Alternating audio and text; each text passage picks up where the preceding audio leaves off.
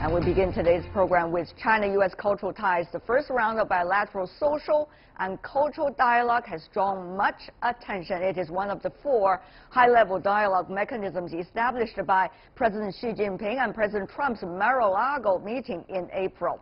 The dialogue is expected to increase people-to-people exchanges between the largest developed and the largest developing country. Politics aside, cultural ties between China and the U.S. are diverse. These could pave ways for partnership that goes beyond the classroom and academic fields. To deepen them, the first round of social and cultural dialogue was established.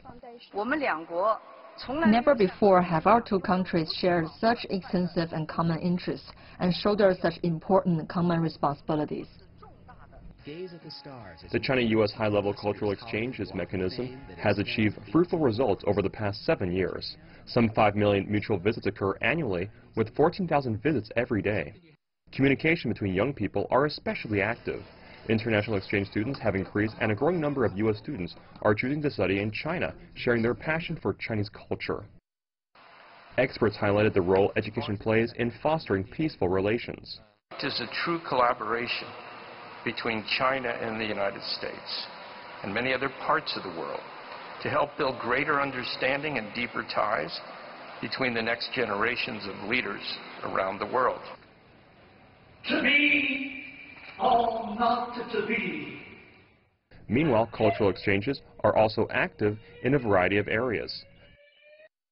Collection exhibits, art performances, and even theme parks have all closed the distance between people from both countries. The United States and China have the largest GDPs in the world, so when their heads of state get together, they're bound to talk numbers.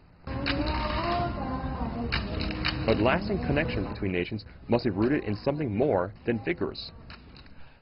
It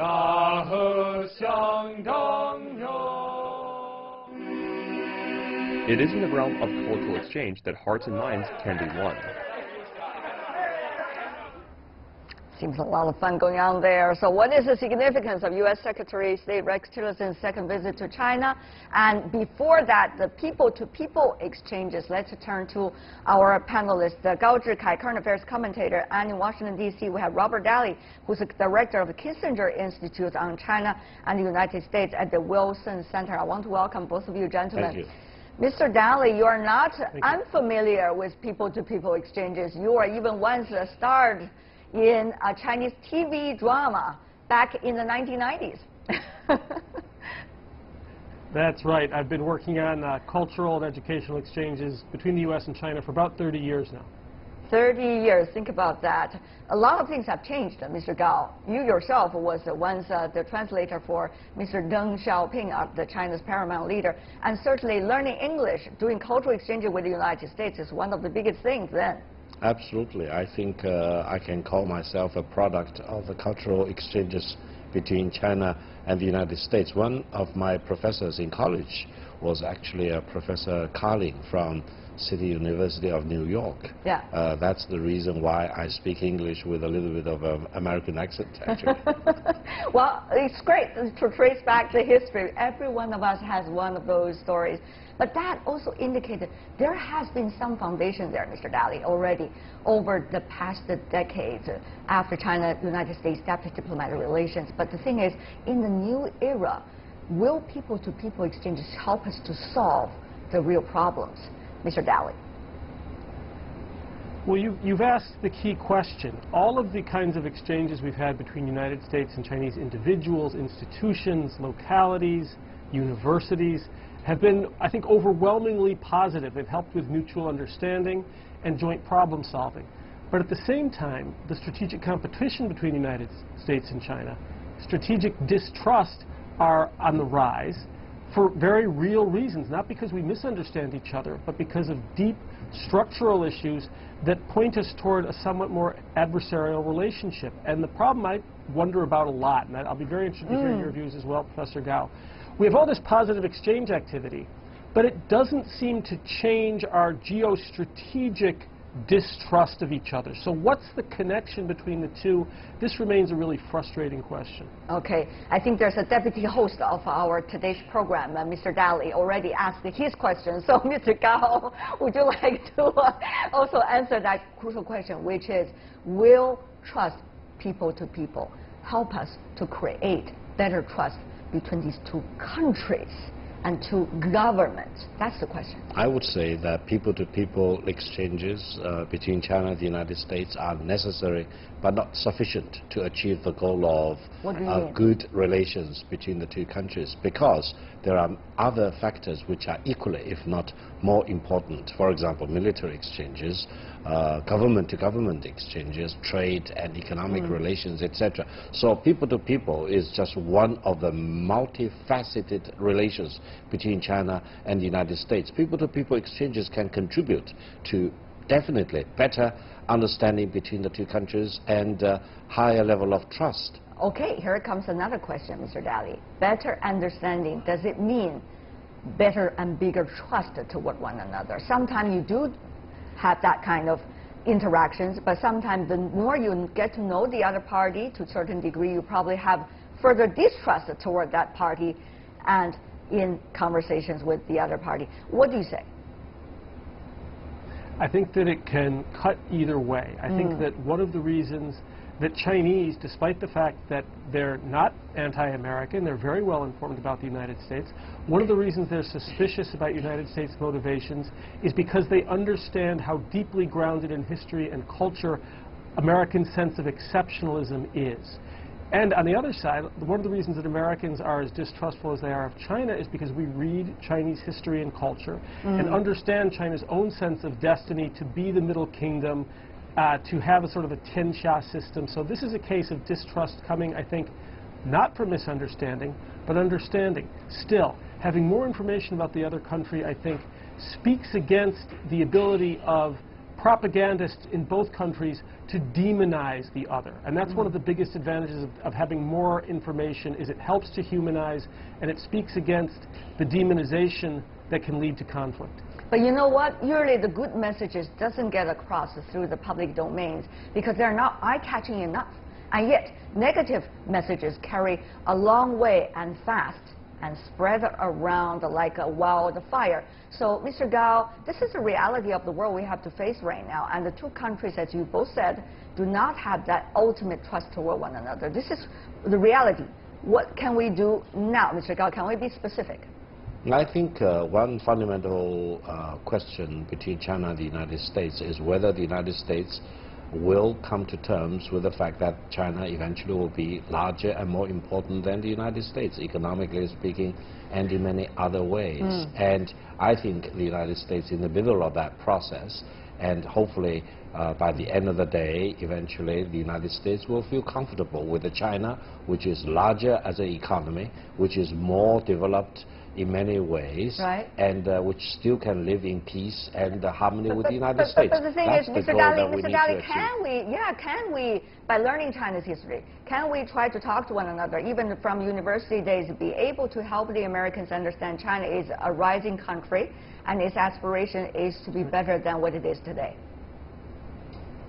So I think, first, I completely agree with Mr. Gao. I think he's got half of the equation exactly right. What about the other half? Go ahead. The other half of the equation is China. Can China become a modern nation, not in the sense of economics and in the sense of technological achievement, but how does China adjust to modernity? Modernity also including freedom, diversity, transparent, representational government. The United States is uncomfortable with China's rise primarily for two reasons. One is, of course, America's own worries about loss of preeminence, but the other is the nature of the values, the institutions, the politics in China, which we will never be comfortable with if it doesn't change. So both countries face this challenge of fundamental change, but I think that it's on both sides. Is it really the fundamental differences, quote unquote, Dr. Gao, that we're talking about here? Those changes not likely to change overnight. So what are we saying here? No, I would say that between the Chinese people and the American people, there are more commonalities rather than differences in terms of their values. There are crucial differences in political values, for example. However, that should not be hurdles for a better relations between China and the United States. We are all moving forward, and we need to respect the differences in the Chinese culture versus the American culture, and we need to learn how to get along better going forward as partners, building a better world for all of us. Well, I understand both of you gentlemen are eloquent speakers, beautiful communicators. However, you only have less than 2 minutes left. If I could articulate this question to you, both of you have deep knowledge about the other's country. And it is your job, in fact, in your society to speak up about what you know, especially about the so-called the stereotypes that your people mostly have toward the other country. Do you think people like you can speak up, dare to speak up, will be able to speak up, and the others will listen? Let's go with Dr. Gao first. I would say that the Chinese people are friends with the American people, and there is no hostility among the Chinese people against the American people, and we want to live together with the Americans. All right. We want to get along, and we want to thrive and flourish together. And with you the will talk Americans. about that in many of the occasions that you have, Dr. Gao, in China. Absolutely. Okay, not just on our network. No, not at all. Right. I think I speak from the bottom of my heart that there is tremendous amount of friendship in China among the Chinese people towards the United States and the American people. Yes, Mr. Daly, what about you? I travel all over the United States, as do a lot of my colleagues at the Wilson Center, speaking to people about the challenge of U.S.-China relations, but also the foundation and the promise of U.S.-China relations. One of the difficulties in both countries is that with the 24-hour news cycle, with the desire that you've already highlighted for negative news, for stimulation, for excitement, it's simply very hard to be heard among all of the media froth. Well, you're throwing the ball to my part of the court. I have to say we have to do our best as well in order to make sure it is a balanced and fair communication. For now, I want to thank the both of you for being with us. And we're going to follow this with another panel. Both of them from China and the United States have their stories to tell about the cultural people-to-people exchanges. You're watching World Insight with Tian Wei. We'll be back after this.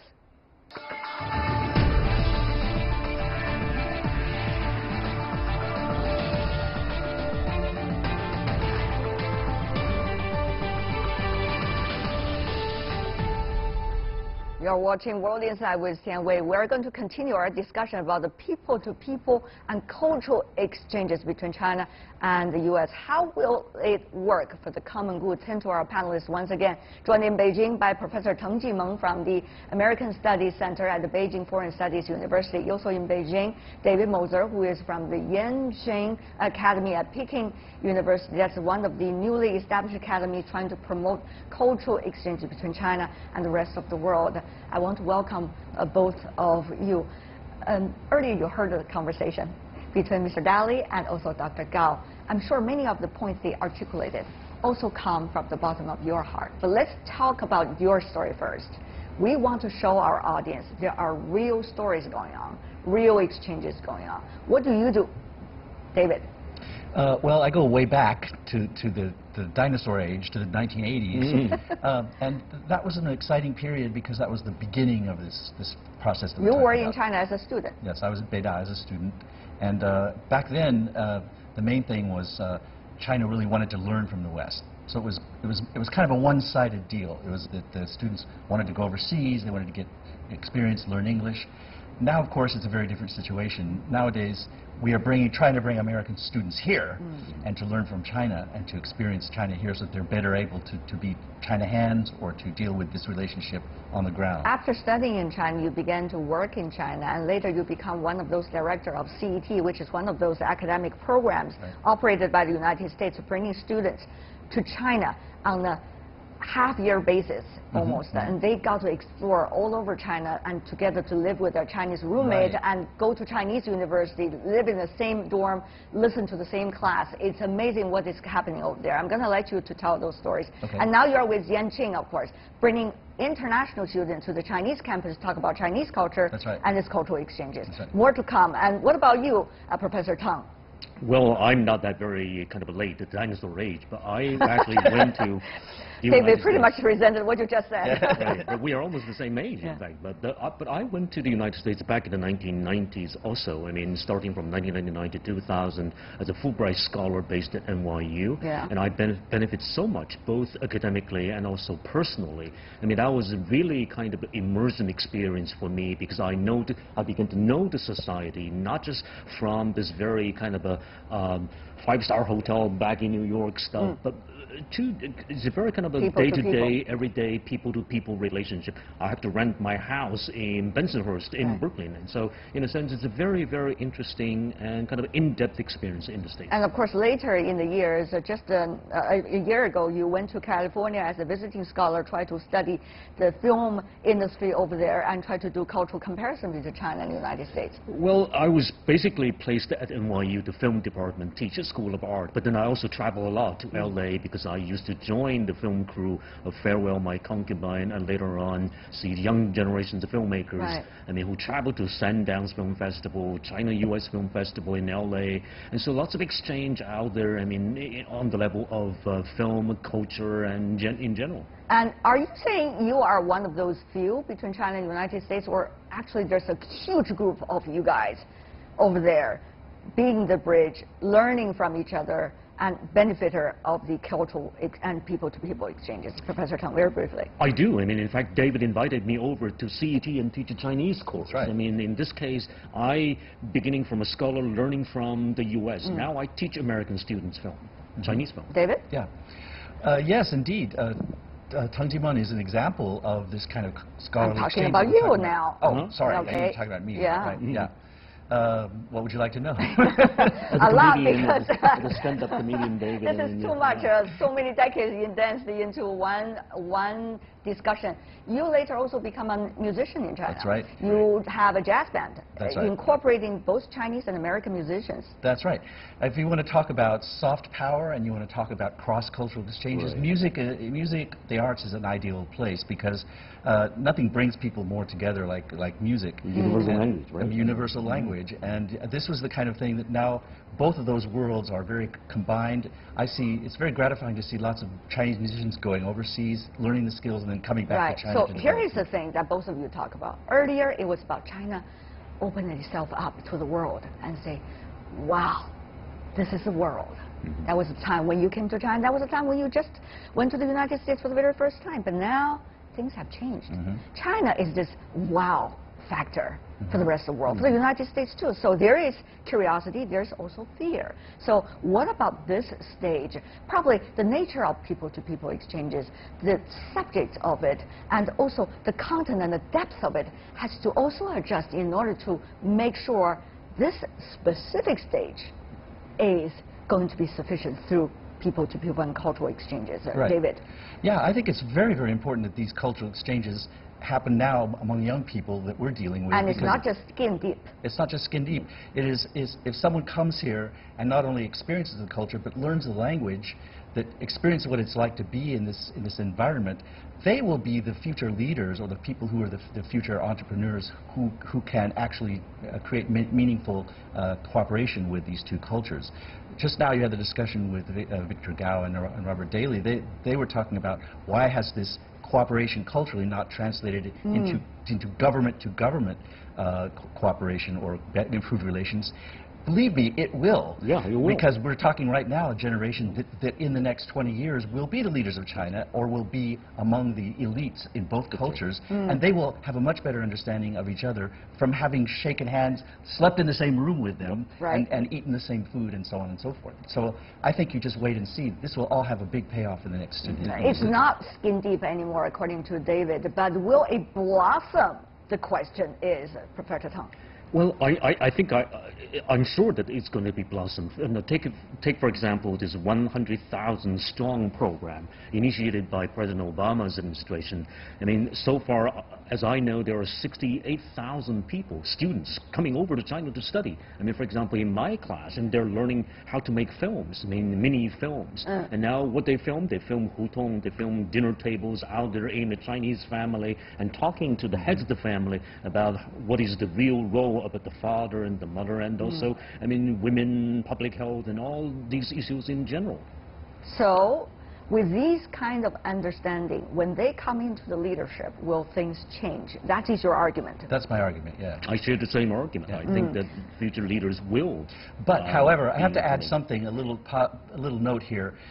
So far, it's kind of been asymmetrical. A lot more Chinese go overseas to the United States. Like 20,000. The U.S. has got a little catching up to do. We've got to figure out a way to get more students here to China for longer and deeper immersion. You've got a lot immersion. of catch up to do, but the question is whether people are curious enough and they want to be fulfilling their curiosity and be able to make their way to China. That is the question. That's our job. We want to make them curious, right? Exactly. Yeah. That's our job. We will. I mean, in fact, when Chinese movies are shown in the United States, for example, The Great Wall, I mean, it attracts them. It attracts them to come over to see the real wall out there. I mean, right. Yeah. Well, we are talking about people-to-people exchanges. Everybody understands it shouldn't be a political tool. It has to be from the bottom of the heart. Otherwise, it is not going to achieve its ultimate goal, which is to create better understanding between China and the United States. And I'm so happy to be joined by two of my old friends who have been demonstrating vividly every day what that cultural exchange is all about. Thank you so much, David Moser. Thank you. Teng Jimeng. Really appreciate it. Thank you for being with us. Thank And you're watching World Insight with Tian Wei. Still to come on our program.